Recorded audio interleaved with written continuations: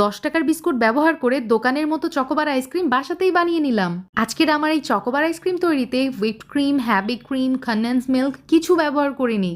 একদমই পয়সা উসুল একটা রেসিপি শেয়ার করতে যাচ্ছি। একদম অল্প টাকা খরচে আপনারা বাসাতেই কিভাবে নামি দামি ব্র্যান্ডের চকোবার আইসক্রিমের টেস্ট পেয়ে যাবেন সেই রেসিপিটাই কিন্তু আজকে শেয়ার করেছি।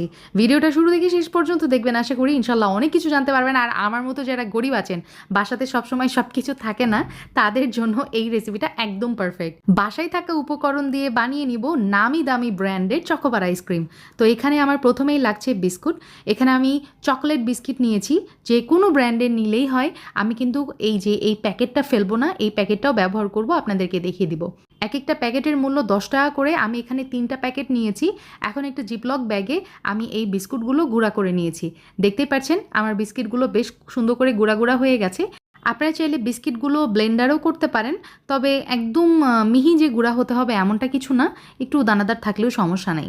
তো এখান থেকে আমি 2 টেবিল চামচ মতো বিস্কিট সরিয়ে রাখছি, আর এর মধ্যে দিয়ে দিচ্ছি রুম টেম্পারেচারে থাকা, অর্থাৎ আগে থেকে জাল করা ঘন দুধ 1.5 কাপ পরিমাণ, 1 cup plus half cup, 2 table চামচ চিনি, 4 চা চামচ আমি এখানে ব্যবহার করেছি গুঁড়া দুধ। এখন সব কিছু খুব ভালো মতো আমি হ্যান্ড ফিক্স দিয়ে মিলিয়ে নিচ্ছি। তবে আপনারা চাইলে আমার মতো এটা হ্যান্ড ব্লেন্ডার অথবা ব্লেন্ডারেও এই মিশ্রণটা মিক্স করে নিতে পারেন। Perfect consistency. এখন যেটা করব, এই যে প্যাকেটটা আমি ফেলবো না বলেছি আপনাদেরকে, কাজে লাগাবো। আজকের আমার এই রেসিপি ফলো করতে কোনো প্রকার আইসক্রিমের মোল্ড লাগবে না। এই প্যাকেটের মধ্যেই কিন্তু আমি আইসক্রিমটা জমিয়ে নিব। তো মিশ্রণটা ঢেলে নিয়েছি প্যাকেটের মধ্যে, আর ওপর দিয়ে সামান্য বিস্কিটের গুঁড়া দিয়ে দিলাম। এভাবে প্রায় 2 ঘন্টার মতো ডিপ ফ্রিজে রেখেছিলাম। তো 2 ঘন্টা পর একটুখানি শক্ত হয়েছে। এই পর্যায়ে আমি কিন্তু আইসক্রিমের এই কাঠিগুলো এর মধ্যে গেঁথে দিতে পারবো। দেখতে পাচ্ছেন আমি গেঁথে দিচ্ছি, খুব সুন্দর করে এটা সেট হয়ে গেছে। আবারও আমি এই আইসক্রিমগুলো ডিপ ফ্রিজে রেখে দিব প্রায় 8 ঘন্টার জন্য। তো 8 ঘন্টার জন্য এটা রেখে দিচ্ছি।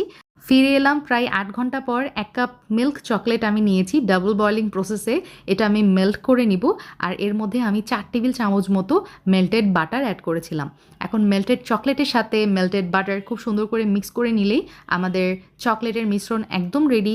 এটা যেটা করব, একটা গ্লাসে আমি ঢেলে নিচ্ছি, যাতে করে আইসক্রিমগুলো কোট করতে আমার ইজি হয়। তো হয়ে গেছে। আর এইদিকে দেখতে পাচ্ছেন আমাদের আইসক্রিমগুলোও কিন্তু খুব সুন্দর করে বরফ হয়ে গেছে, সেট হয়ে গেছে। এখন ওপর থেকে এই বিস্কিটের প্যাকেটটা আমি খুলে ফেলছি। আর এখন যেটা করব, এই আইসক্রিমটা সরাসরি আমি চকলেটের মধ্যে ডিপ করে নিব। ডিপ করে বেশিক্ষণ রাখা যাবে না, জাস্ট ডিপ করবেন আর উঠিয়ে ফেলতে হবে। আলহামদুলিল্লাহ আমাদের চকলেটগুলো দেখতে পাচ্ছেন কত সুন্দর কোট হয়ে গেছে আইসক্রিমের সাথে। আর এই যে আমাদের আইসক্রিম কিন্তু একদম রেডি। দুনিয়ার সবচেয়ে সহজ চকোবার আইসক্রিম একদম রেডি। খেতে হয়েছিল অনেক বেশি মজার। আর এভাবে আপনারা অনেকগুলো বানিয়ে যেটা করতে পারেন, এয়ারটাইট বক্সে ডিপ ফ্রিজে স্টোর করতে পারেন। 1 থেকে 2 মাস মতো ভালো থাকবে, আর এই গরমের সিজনটা এনজয় করতে পারেন। সো এনাফ ফর টুডে, ইনশাআল্লাহ আবার দেখা হবে খুব শীঘ্রই। সে পর্যন্ত সবাই ভালো থাকবেন। আল্লাহ হাফিজ, আসসালামু আলাইকুম।